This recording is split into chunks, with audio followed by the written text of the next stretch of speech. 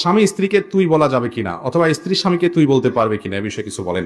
ভাই, স্বামী স্ত্রী একে অন্যকে সম্মানের সাথে ডাকবেন, কথা বলবেন। আল্লাহ কোরআনে কারিমে পুরুষদেরকে বলেছেন, ওয়াশিরুহুন্না বিল মারুফ, তোমরা তোমাদের স্ত্রীদের সাথে দিনাতিপাত করো, সংসার করো সুন্দরভাবে, ভালোভাবে, সঠিকভাবে।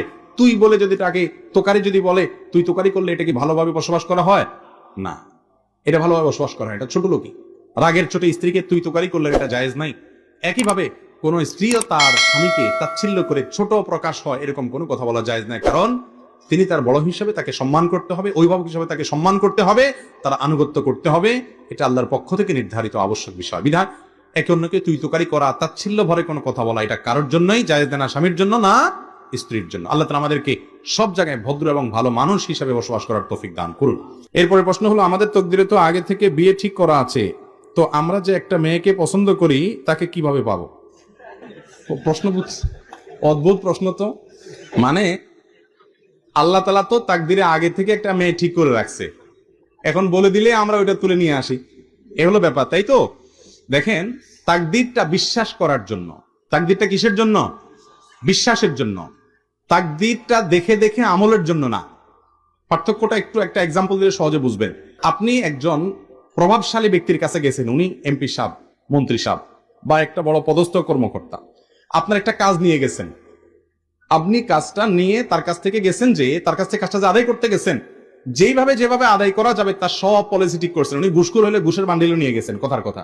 অথবা উনি যেভাবে গেলে, যারা দিয়ে ধরলে বললে, যেভাবে বললে খুশি হবে আপনার কাজটা করে দিবে, আপনি সেগুলো সব ঠিকঠাক মতো করে নিয়ে গেছেন।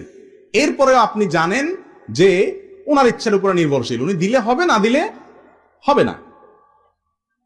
এই যে আপনি জানেন একটা যে হবে সেটাই যেটা উনি করবেন, আমার চেষ্টা আমি করতেছি মাত্র, এই তকদির হলো ওই বিশ্বাসটা, আর কর্ম হলো ওই চেষ্টাটা। তকদিরটা বিশ্বাস করার জন্য। এখন আপনি যদি বলেন উনি যা বলবেন তাই তো হবে, উনি দিলে এটা হবে আমার কাজটা, না হলে হবে না, তাহলে চেষ্টা মেষ্টা বাদ দিয়ে যদি আপনি বলেন যে ওনার নিয়তে কি আছে আগে ওইটা দেখে আবিষ্কার করার চেষ্টা করি, তাহলে জীবনও আপনার কাজ আর হবে না। আপনি আপনার চেষ্টা করবেন, বিশ্বাস থাকবে হবে সেটাই যেটা উনি করবেন, সিদ্ধান্ত নিবেন।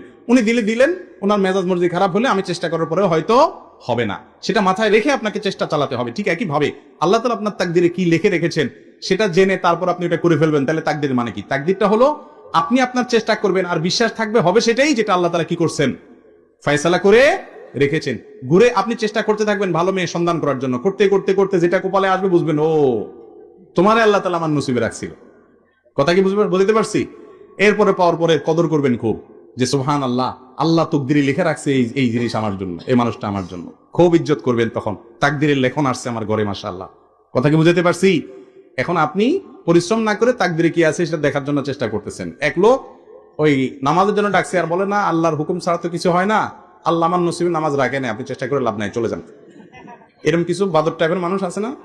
তো ওই লোক আবার শার্ট টার্ট গায়ে দিয়া সকালে অফিসে যাইতেছে, চাকরি করে ডিউটি করতে যাইতেছে। তো যে লোক নামাজের দাওয়াত দিচ্ছে সে কলার ধরে বলতেছে বেটা বয়, কই যাস? কয় কাজ যাচ্ছে। কেন কাজ যাবি? আল্লাহ তাকদিরে যা রাখছে তা খাবি, বয়, কোনো কাজ যেতে পারবি না। তো দুনিয়ার ক্ষেত্রে তো সে আনা ঠিকই বুঝে, অন্য ক্ষেত্রে বুঝে না। তো খোলাসা কথা হলো ভাই, তাকদির মানে কি? আল্লাহ তাআলা কি ফয়সালা রেখেছেন, আমি কি পাবো না পাবো, আমার কর্মের ফল কি দাঁড়াবে আল্লাহ জানেন, এটা আমার বিশ্বাস থাকবে। বিশ্বাসটা বিশ্বাসের জায়গায় থাকবে, কর্মটা কর্মের জায়গায় চলবে। কর্মটাকে বিশ্বাসের সাথে রিলেট করে, বিশ্বাসের উপর নির্ভরে কর্মটাকে থামিয়ে দেওয়া বা কর্মটাকে নির্ধারণ করার নির্দেশ আমাদেরকে করা হয় না। নবী করিম সাল্লাল্লাহু আলাইহি ওয়াসাল্লাম বলেছেন, আমালু, তোমরা তোমাদের কাজ করতে থাকো, যেটা নসিবে লেখা আছে কাজ করতে করতে তুমি সেই জায়গাতেই যাবা। কথা কি বুঝাতে পারছি? অতএব তাকদিরে কোন মেয়ে আল্লাহ লিখে রাখছে ওইটা তাকদিরে ফেরেশতার কাছ থেকে জেনে ওই কান্দরে মেয়ে উঠে নিয়ে আসবেন এরকম সিস্টেম নাই। কান্দরে না, হাত ধরে আর কি। বোন যদি মোবাইলে কারোর সাথে হারাম প্রেমের কথা বলছে এরকম সন্দেহ হয়, তাহলে রুমের ছিদ্র দিয়ে তাকাতে পারবো কিনা?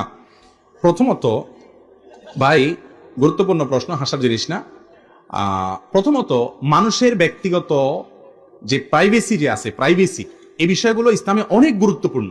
কোরআনে কারিমে আল্লাহ তাআলা বলেছেন কারো বাসায় যেতে হলে অনুমতি চাও, আসতে পারি কিনা, অনুমতি পেলে তারপর ঢুকো। আজকে আপনি স্মার্ট সাজতেছেন, ভদ্রতা সাজতেছেন, দেখাচ্ছেন 1450 বছর আগে ইসলাম এই ভদ্রতা শিখাই বসে আছে। আজকে আপনি ভদ্র সাজতেছেন যে কারোর বাসায়, কারোর অফিসে ঢুকার আগে রুমের বাইরে থেকে সালাম দাও, অনুমতি নাও।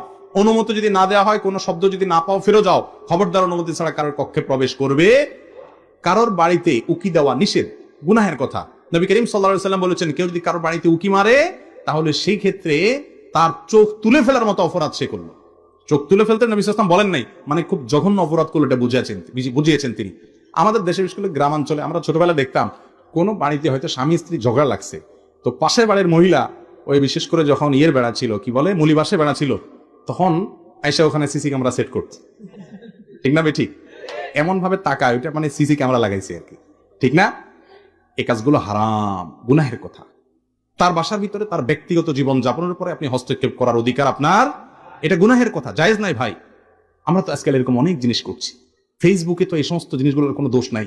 একটা গোপন ভিডিও পাইছেন কারোর, ছড়াই বেড়াচ্ছেন, সে অন্যায় করছে, আল্লাহর কাছে সে শাস্তি পাবে, তার বিচার যেন হয় সেজন্য আপনি যথাযথভাবে ব্যবস্থা গ্রহণ করতে পারেন, বিচার মুখী করতে পারেন, কিন্তু সেটা নিয়ে মজা করতেছেন, সেটা নিয়ে আপনি এনজয় করতেছেন, মানুষকে দেখিয়ে বেড়াচ্ছেন, অশ্লীলতার বিস্তার করতেছেন, এগুলোকে আমরা দোষের কিছু মনে করি না। ইমানদার প্রত্যেকটা কাজ করার আগে ভাববে যে আমার এটা কি নেকামলে পাল্লা উঠবে, নাকি আমার হাসি তামাশা আমার বদামলে পাল্লা উঠবে।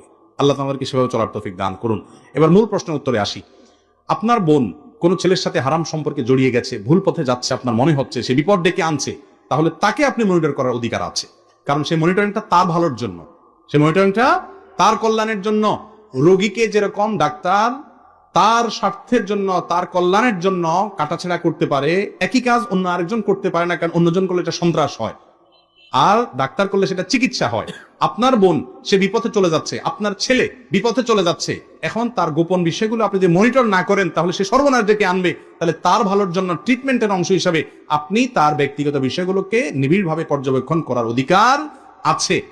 কিন্তু যদি সেরকম কোনো সম্ভাবনা না থাকে, অহেতুক আপনি তার পিছনে লাগালাই করেন, এরকম অনেকে আছে অভিভাবকরা, অযথাই তার পিছনে লাগালাই করতেছেন, অযথাই সন্দেহ করতেছেন, কোনো সন্দেহ করার কারণ নেই, তারপরেও সেটা কিন্তু রোগ, সেটা কিন্তু ভালো কাজ না। বিশেষ করে স্বামী স্ত্রীর ক্ষেত্রে এই সমস্যাটা অনেক বেশি হয়। স্বামী যখন স্ত্রী মোবাইল ঘাটাঘাটি করে, মনে করে আল্লাহ জানে কার সাথে চ্যাট করতেছে, আবার যখন স্বামী ঘাটাঘাটি করতেছে, বউয়ের চিন্তা করে আল্লাহ জানে কার সাথে জানে চ্যাট করতেছে। এই অযথা সংশয় সন্দেহের কারণে দেখা যায় পাসওয়ার্ড নেওয়ার উদ্ধার করার চেষ্টা করে, ঘুমায় গেলে আপনার পাসওয়ার্ড উদ্ধার করার চেষ্টা করে।